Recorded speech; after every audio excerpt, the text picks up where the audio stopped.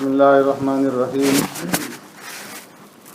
وعن أبي هريرة رضي الله تعالى عنه قال قال رسول الله صلى الله عليه وسلم آية المنافق ثلاث زاد مسلم وإن صام وصلى وزعم أنه مسلم ثم اتفقا إذا حدث كذب وإذا وعد أخلف وإذا اؤتمن خان أو كما قال عليه الصلاة والسلام صدق رسول الله صلی اللہ علیہ وسلم. حضرت ابو ہریرہ رضی اللہ تعالیٰ عنہ روایت فرماتے ہیں، آقا نامدار سرور کائنات رحمت دو عالم صلی اللہ علیہ وسلم نے ارشاد فرمایا، تین خصلتیں ایسی ہیں جو کسی انسان کے اندر پائی جائیں تو وہ اس کے منافق ہونے کی نشانی ہے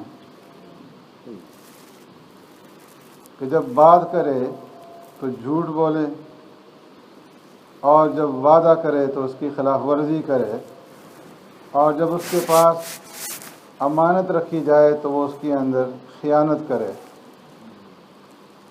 اور مسلم شریف کے الفاظ اس میں اور مزید یہ ہیں، وَإِنْ وَصَلَّى، اگرچہ یہ آدمی روزے رکھتا ہو، نماز پڑھتا ہو اور اپنے آپ کو مسلمان کہلانے کا دعوے دار ہو، تو فرمایا کہ پھر بھی وہ منافق ہے اور وہ کامل مومن نہیں ہو سکتا. جس انسان کے اندر یہ تین خصلتیں ہوں کہ جب وہ بات کرے تو بات کرنے میں جھوٹ بولے.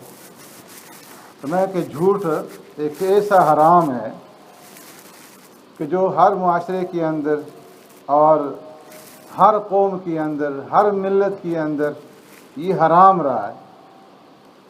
حتیٰ کہ زمانہ جاہلیت جس میں ہر طرح کی برائیاں جو ہے موجود تھیں، لیکن اس زمانے کے اندر بھی جھوٹ کو جو ہے وہ برا سمجھا جاتا تھا اور لوگ جو ہے جھوٹ بولنے سے اجتناب کرتے تھے.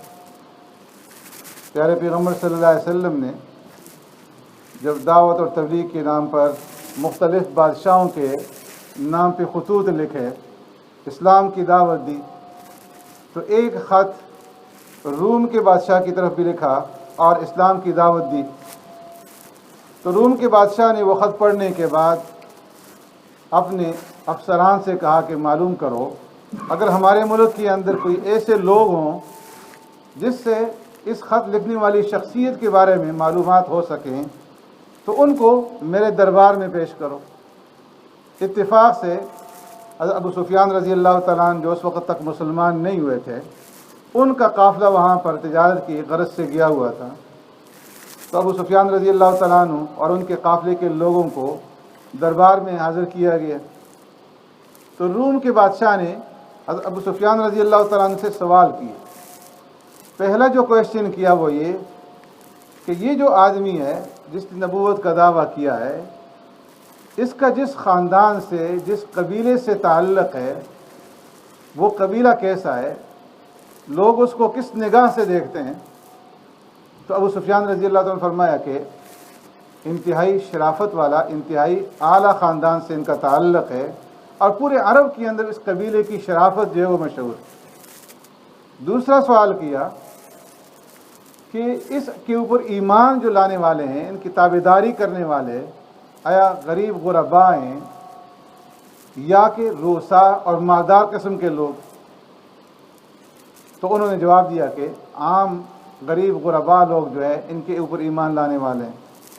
اس نے تصدیق کی کہ ہاں، جو نبی ہوتا ہے، نبی کے اوپر ابتداءً غریب لوگ ہی ایمان لاتے ہیں. پھر اس نے تیسرا سوال کیا کہ جب تمہارا اور ان کا مقابلہ ہوتا ہے، تم غالب آتے ہو یا وہ غالب آتے ہیں؟ اس وقت تک دو جنگیں ہوئی تھی، بدر اور احد. تو ابو سفیان رضی اللہ عنہ نے عرض کیا کہ کبھی ہم کبھی وہ.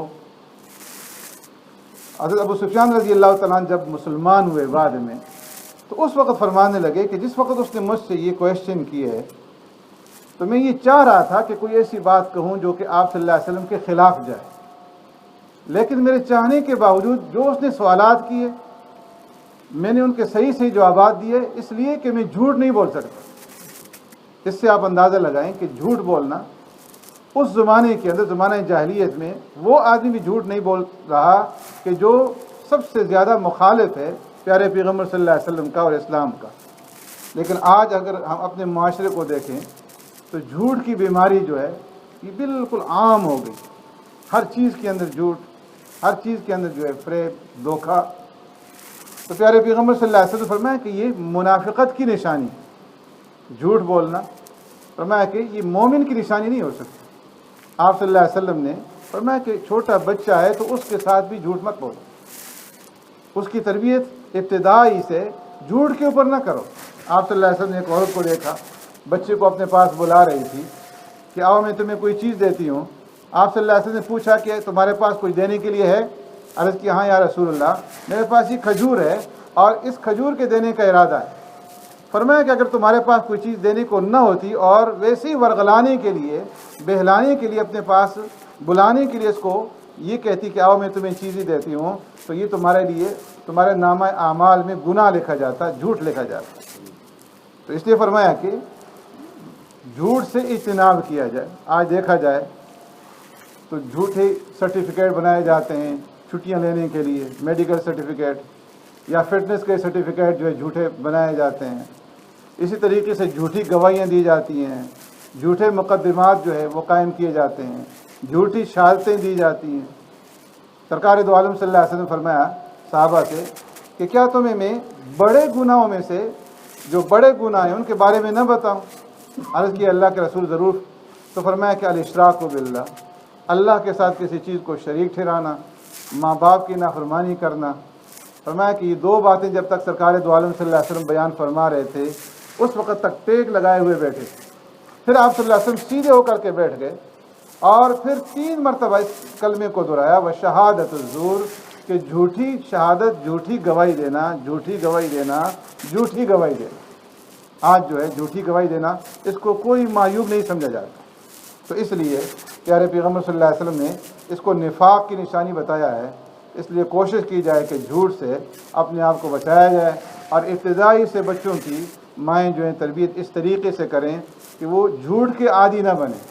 گھر کے اندر اگر ماں باپ جھوٹ بولیں گے اور بچوں سے کہیں گے کہ باہر جا کر کے گھر میں موجود ہیں، اور کہہ دیں کہ باہر جا کر کے بتا دو کہ ابو گھر میں موجود نہیں ہے، تو بچے کے ذہن کے اندر جھوٹ کی وہ جو اہمیت ہے وہ ختم ہو جائے گی۔ وہ کہے گا کہ اس کی کوئی اہمیت ہی نہیں، جب ماں باپ جھوٹ بول رہے ہیں تو ہم کیوں جھوٹ بولنے سے اعراض کریں۔ تو اس لیے بچوں کے سامنے، چاہے وہ چھوٹے بچے ہوں، ان کے سامنے بھی یہ جھوٹ نہ بولا جائے۔ اللہ رب العزت ہمیں عمل کرنے کی توفیق عطا فرمائے۔